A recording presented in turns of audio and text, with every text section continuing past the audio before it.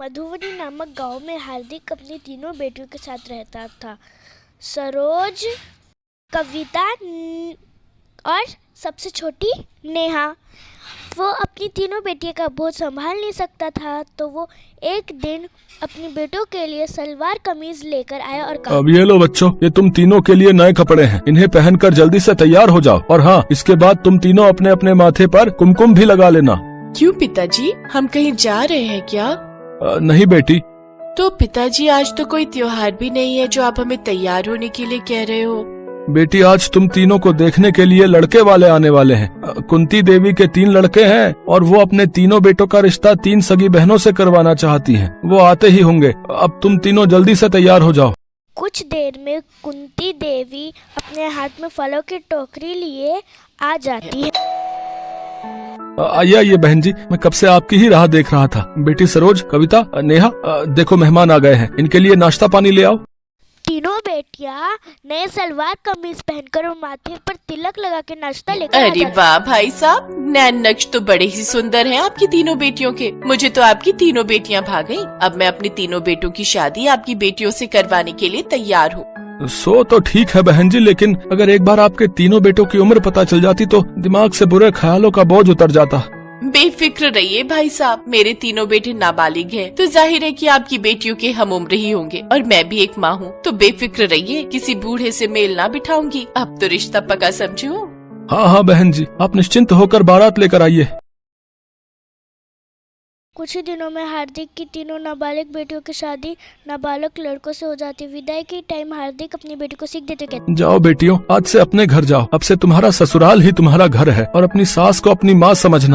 कुंती अपनी नाबालिग बहुओं को लेकर घर चली जाती है और वहाँ पे वो पूजा, उसकी छोटी बेटी, उन तीनों का स्वागत। आपका हमारे घर में स्वागत है मेरी तीनों प्यारी भाभियों। मैं हूँ आपकी ननद पूजा। तुमसे मिलकर अच्छा लगा पूजा। सत्यानाश, कैसी बेढंगी लुगाइयाँ हो तुम। अरे अपनी ननद को भी कोई नाम से बुलाता है भला। जीजी बोला करो इसे जीजी। फिर तो माँ जी, पूजा जीजी का ब्याह भी हमारी तरह हो गया होगा ना? अभी नहीं हुआ, लेकिन 1 महीने बाद इसकी भी। के बाद तीनों बहुएं गृह प्रवेश कर लेती है और उसकी सासू माँ कड़वे शब्द। तुम तीनों कान खोलकर सुन लो, अब तुम आराम कर लो, लेकिन हाँ, सुबह उठने में जरा भी देरी मत करना, समझी? अगर गांव में मेरी जरा भी जग घसाई हुई ना, तो देख लेना, तुम तीनों की टांगे तोड़ दूंगी। जी साहब। महीना बीत जाता है, पूजा की शादी करवा दी जाती है। विदाई के टाइम कुंती देवी अपने समधन से हाथ जोड़ के कहती है कि, समधन जी, मेरी पूजा अभी उम्र की थोड़ी कच्ची है, अगर उससे कुछ भूल चूक हो जाए तो अपनी बेटी समझकर उस की विदाई होने के बाद कुंती, अरे कहाँ हो मेरी तीनों महारानियाँ, जल्दी यहाँ आओ। जी कहिए सासू माँ, आपने हमें बुलाया? शादी के बाद पूरा घर फैला हुआ है और तुम तीनों हो कि तुम्हें पलंग तोड़ने से फुर्सत नहीं। अरे महारानियों, आराम कर लिया हो तो अब काम भी कर लो। लेकिन सासू माँ, हम तीनों तो अंदर साफ सफाई ही कर रही थी। गज भर की लड़कियाँ, कितना झूठ बोल रही हो। क्या तुम्हारे बाप ने यही सिखाया तुम्हें? आप हमारे बापू को कुछ मत कहिए, उन्होंने बहुत ही अच्छे से परवरिश की है हमारी। कुंती देवी नेहा के बाल पकड़कर उसे जोर जोर से झकझोरते हुए कहती है, सबसे छोटी है लेकिन जुबान सबसे लंबी है, इसे अंदर रखा कर, समझी? नहीं तो काट फेंकूंगी। आज तेरी अच्छे से हेकड़ी निकालती हूँ। सासू माँ, हमारी बहन को छोड़ दीजिए, हम इसे सब समझा देंगे, वो आगे से ऐसी गलती फिर नहीं करेगी। अच्छे से समझा दो, नहीं तो मेरे गुस्से से फिर इसे कोई ना बचा पाएगा। हाँ। ऐसे ही टाइम बीत जाता है। कुंती देवी अपनी तीनों नाबालिग बहुओं पर अत्याचार करना बंद नहीं करती है। एक दिन सरोज कमरे में पोछा मार रही थी तो अरुण उससे, अच्छा हुआ सरोज तुम आ गई। देखो ना, मुझसे ये सवाल हल ही नहीं हो रहा। ठीक है जी, लेकिन इस बात का पता सासू माँ को ना चलना चाहिए। अच्छा जी, महारानी को चूल्हा चौका छोड़कर पढ़ने का चस्का लगा हुआ है। हाँ माँ, आप गलत समझ रही हो, वो तो बस मेरी मदद कर रही थी। तू चुप कर, अपनी पत्नी की ज्यादा तरफदारी ना किया कर। और तू महारानी, अगले 3 दिन तक तेरा खाना पीना बंद, समझी? चारू सरोज को बिना किए पे ही सजा मिल जाती है और कुंती देवी अपनी सारी बहुओं पर अत्याचार करती रहती है।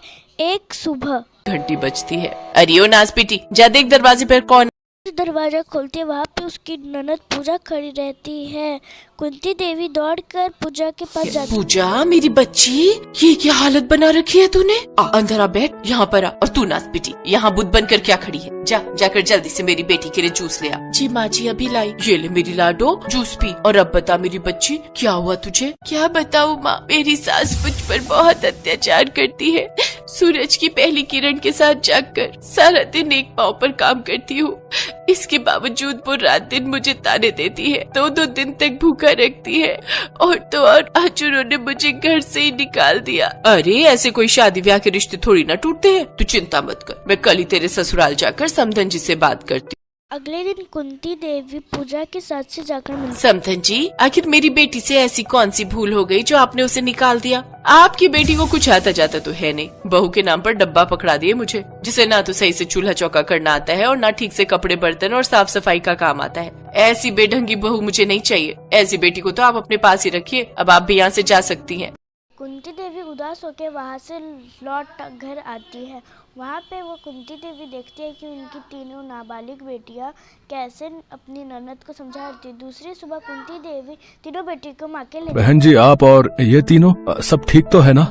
मैं अपनी भूल को सुधारना चाहती हूँ। कई सालों से चला आ रहा बाल विवाह अब बेटियों के लिए श्राप बनता जा रहा है। जिस कच्ची उम्र में इनके हाथों में कलम होनी थी, बाल विवाह के कारण वो ही हाथ चूल्हा चौका करने लगे। अब आप इन्हें पढ़ाइए लिखाइए, और जब ये सयानी हो जाएंगी तो मैं इनकी शादी बड़े धूमधाम से अपने बेटों से फिर करूँगी। कुंती देवी अपनी तीनों बहुओं के पैर से बाल विवाह का बोझ हटाकर कुछ साल बीत जाते हैं और कुंती देवी अपनी बेटों की शादी फिर से धूमधाम से करवाती। कुंती देवी पूजा के लिए भी अच्छे सा घर ढूंढकर उसकी भी दूसरी शादी करवा देती है। लेकिन आज भी कई गांव देहात में कच्ची उम्र में बाल ही विवाह करवा देते। माता पिता अपनी बच्चियों को जीते जी मार देते।